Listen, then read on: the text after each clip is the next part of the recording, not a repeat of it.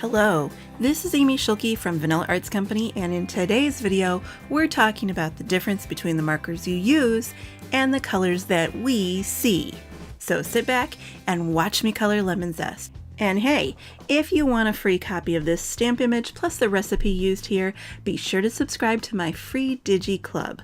Lemon Zest is the free image for April 2018. So I'm starting this image down at the cast shadow on the table below the lemons.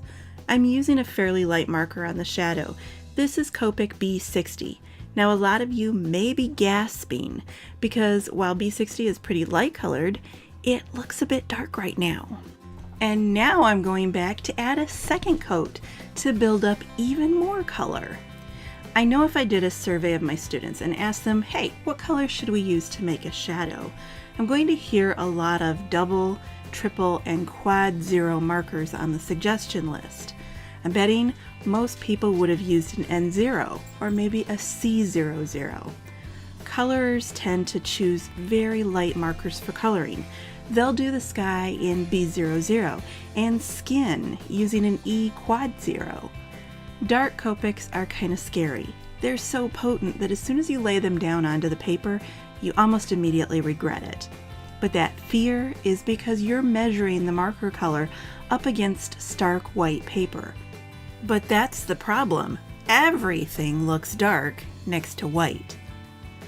Notice that as I'm working through the parts of this lemon, that B60, it's not looking quite so dark and so bold anymore. In fact, the more color that I add to the rest of the image, the wimpier that shadow color is getting. In fact, before we're done today, I'll have to go back with a blue-gray pencil to strengthen and darken that shadow even more. So what's going on here? Well, our brains determine color based on the colors that we see around them.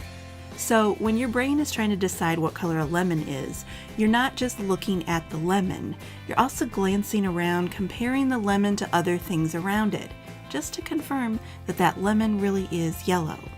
Color is relative. That means that we always judge a color in relationship to the surrounding colors. So B60 is dark relative to white, but as we add deep greens to the leaves and bold yellow to the lemons, our pale blue shadow, it starts to feel lighter and lighter and lighter in comparison. One of the mistakes that many colorers make is that they focus on the Copic cap numbers. They assume that B60 is always B60 and Y15 is always going to look like Y15. And that's a problem. You know what color you're using and you assume that anyone who looks at your coloring is going to see the same colors that you see. But the rest of us out there in the world, when we look at your coloring, we don't see your markers in comparison to white. We can only see the end result. As the creator, your notion of color is skewed. You think the project looks great, but for many of your projects, what we see is pale and washed out looking color, skin that's deathly pale, and gray hair that you thought looked black, or shadows that are so light as to almost be pointless. Your marker caps and that white paper are flattening out your projects. Pale coloring, it lacks depth, dimension, and realism. If your focus is on the marker numbers, even if you're an amazing blender with years of experience, if you're only thinking about the cap numbers, you're not living up to your artistic potential. So what's the solution? Well, it helps if you think about coloring like a seesaw or a teeter-totter. You know, those things that you rode up and down on the playground as a kid. Dimensional and realistic coloring is the result of finding balance, color balance, value balance. As you move through the project coloring each section, take time out to go back and revisit those previously colored areas.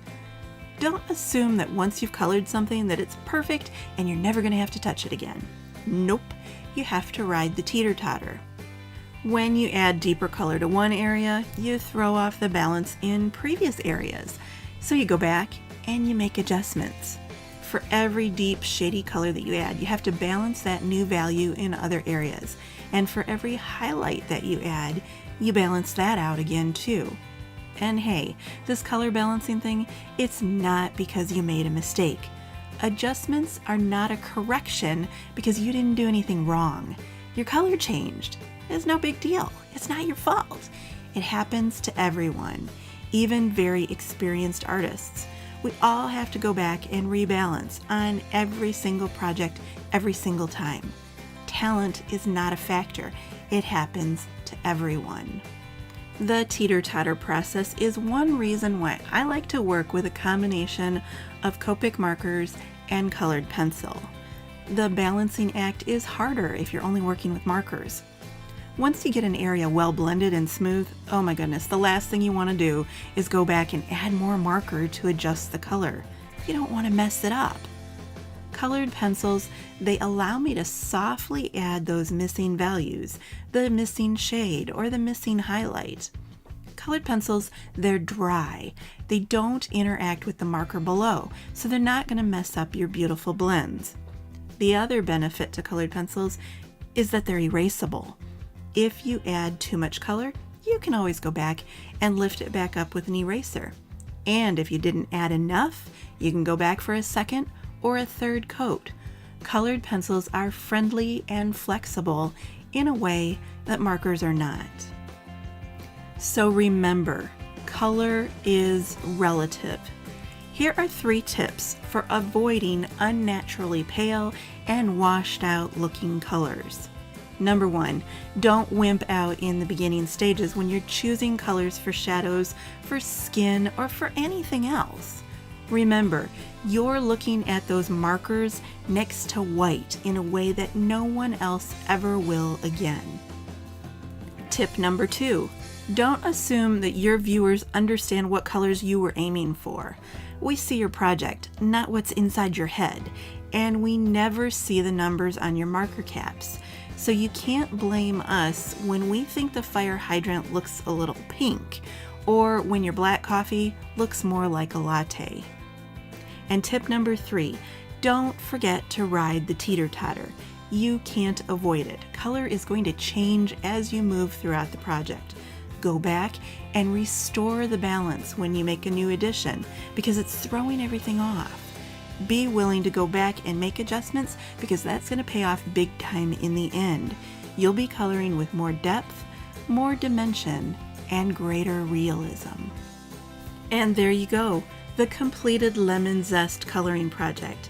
If you want to learn more about my coloring process and why there were some sneaky colors like blue and purple used in this image, please join me for the Lemon Zest online class over at markerpainting.com. I demonstrate the full project with lots of helpful information about how you can color beautiful yellow objects without using orange markers. Workshop classes are forever access and work at your own pace. If you prefer the live experience, check out my online live streams at Patreon.